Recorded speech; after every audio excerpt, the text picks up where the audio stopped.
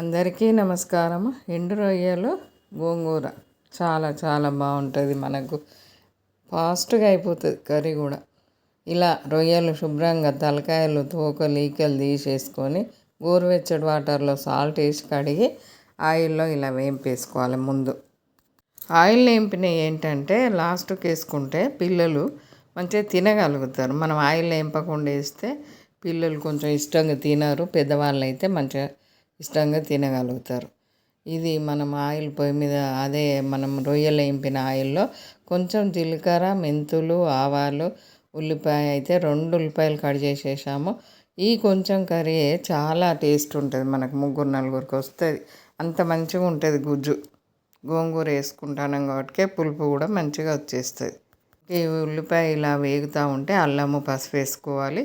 అల్లం పసుపు వేసినాక కొంచెం సేపు వేగనిచ్చేయాలి. బాగా ఎర్రగా వేగని అవసరం లేదు. ఉల్లిపాయ మామూలుగా వేగితే సరిపోతుంది.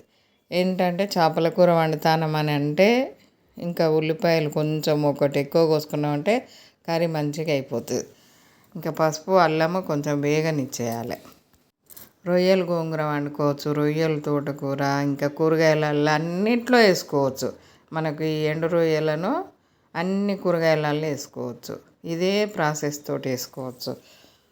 చాలా బాగుంటుంది అన్నట్టు. వేంపి మనము ఉప్పు కారం జల్లి పక్కకు పెట్టుకుంటే ఒకరోజు ఈ కడుగుడు వేంపుడు పెద్ద పని కాకుండా ఒకరోజు కొంచెం ఆయిల్లో ఇవన్నీ మంచిగా ఒక బాక్స్ నిండా పెట్టుకున్నామంటే బెండకాయ దొండకాయ వండిన, బీరకాయ వండిన, చిక్కుడుకాయ వండిన అన్నిట్లో ఎండు చేపలని బాగా ఇష్టపడే వాళ్ళకు వేసి ఇవ్వచ్చు. కర్రీ తొందరగా అయిపోతుంది. ఆ దొండకాయనా బీరకాయనా అనుకునే వాళ్ళకైతే కొన్ని రొయ్యలు వేసినామంటే కర్రీ దెబ్బకే అయిపోతుంది. ఇలా వేగిన తర్వాత మనము ఇంకా ఉప్పు కారం వేసుకోవాలి తగినంత, మంచిగా 2గా వేసుకోవాలి. ఎండు రొయ్యలు అయితే వేగిన తర్వాత కొంచెం సాల్ట్ కొంచెం కారం కలిపి పక్కన పెట్టేసుకోవాలి. ఇలా ఉప్పు కారంతో ఉల్లిపాయ వేగిన తర్వాత గోంగూర వేసుకోవాలి. కట్టులో సగం వేసాం. చాలా పులుపు ఉన్నది, మంచిగా సరిపోయింది ఈ 2 ఉల్లిపాయలకు. ఈ గోంగూర కొంచెం వేగగానే టీ గ్లాస్ వాటర్ పోసుకోవాలి.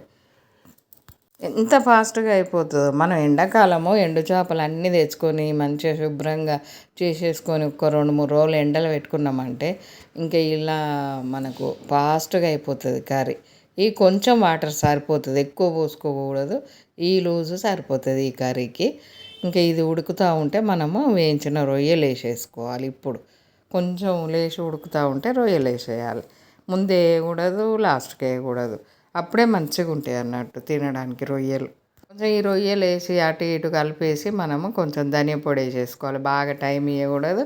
ధనియా పొడి వేసేసి నచ్చినంత కొత్తిమీర వేసుకొని ఇంకా స్టవ్ ఆఫ్ చేసేసుకోవడమే. ఇక స్టవ్ ఉంచకూడదు. షార్ట్ వీడియోస్, ఫుల్ వీడియోస్, చాలా వెరైటీస్ ఎండు చేపల కర్రీస్